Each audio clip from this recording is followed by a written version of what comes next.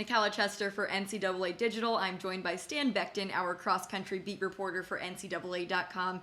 Stan just broke down his 7 top performances for both men and women's cross-country so far this season. Stan, how'd you pick these? Yeah, it was really hard to pick 7. Had to narrow down a long list. And to do so, I had to really kind of go back and look at every invitational in a way, look at every time, who were the top performers and all of those individual ones. And then from there, I had to really just, look at the quality of competition, how many ranked teams. Then I had to look at the times, how fast did they run.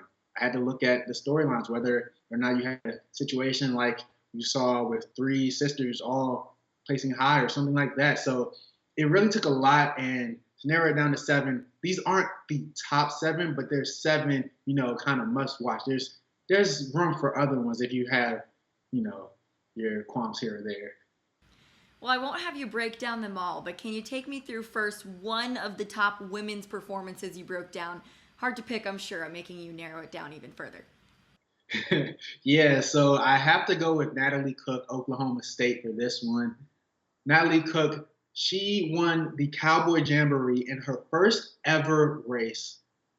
And it was her first ever win, of course, too. And she did so by beating one of her teammates who won the Cowboy Jamboree last year in Taylor Rowe. And she beat a field of competitors from a number of top 10 ranked teams. The Cowboy Jamboree field was loaded. And not only did Natalie Cook win that, she did so by running one of the fastest times in Cowboy Jamboree history. So Natalie Cook has to be the pick there.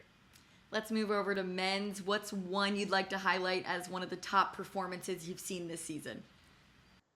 Yeah, for men, I have to go with Aiden Smith, Michigan State, at the Roy Griak Invitational hosted by Minnesota. And Smith was able to become the first Michigan State man to ever win the Roy Griak Invitational.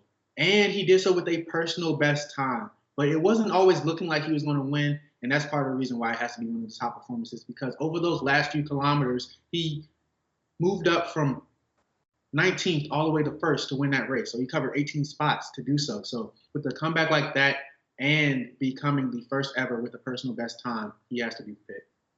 All right, Stan, I'm going to have you make some predictions now. I always do. Let's start with women's. Can you tell me your favorite to win both the team and individual title for women's cross country? Yeah, so my favorite has to be NC State winning that team title. And then we'll go back to NC State for the individual title and go to Caitlin Tooley for that individual title. So NC State getting both of those. And let's start with the individual title. Caitlin Tooley, she's been one of the best runners coming into the year and during the season, as you see with her top performance. She beat Alabama's Mercy Chalanga, who also is a top runner. And they might go 1-2 again when it comes to the individual title come November. But not only is Tooley the favorite here for the individual title, I have to give NC State the title as well, because Tooley is on a team loaded with depth. They might have 5 people placed in the top 10. And I think when you have numbers like that, I don't see anyone beating them right now, back-to-back for the Wolfpack. All right. How about men's? Who's your pick for team and individual title? For men, this one, you can go a number of different ways for this team title, but I'm going to go with Stanford. And the reason I'm going with Stanford is because while I think NAU, Northern Arizona, and their dynasty is going to compete, I think they're going to be up there.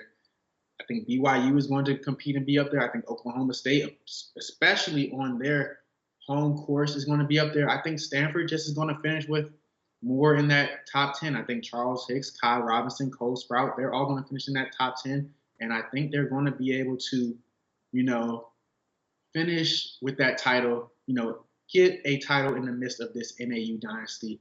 Watch out for Casey Klinger from BYU as well. He might be able to wheel that BYU team into a title push, but I really think Stanford is going to be able to walk away with it. And then when it comes to that individual aspect, luckily, even though NAU might not win that team title, I think Nico Young is going to win the individual title for NAU. So they'll walk away with something. They won't be empty-handed.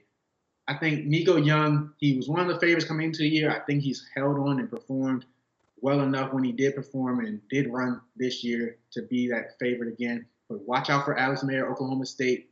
He's on his home course. He might make a push for that title too. But I'm going to go with Nico Young right now. All right. Lastly, moving forward, we're heading towards championships. Any more high-profile meets that we really need to pay attention to? Yeah, when it comes to high-profile meets, there's no more high-profile meet than the Nutty Cone Wisconsin Invitational. I think the Nutty will again be must-watch. You have recent years, a number of champions have come from both the Nutty and they've moved on to win that national championship. So I think you have to watch out for the Nutty. There'll be ranked teams in there again. You'll have top runners in there again. You'll get to see everyone kind of compete and run against each other and kind of get to see those strategies a little bit before championships. So I think you have to watch the Nutty. All right, Stan, looking forward to it. Thanks so much for breaking this down. Thank you.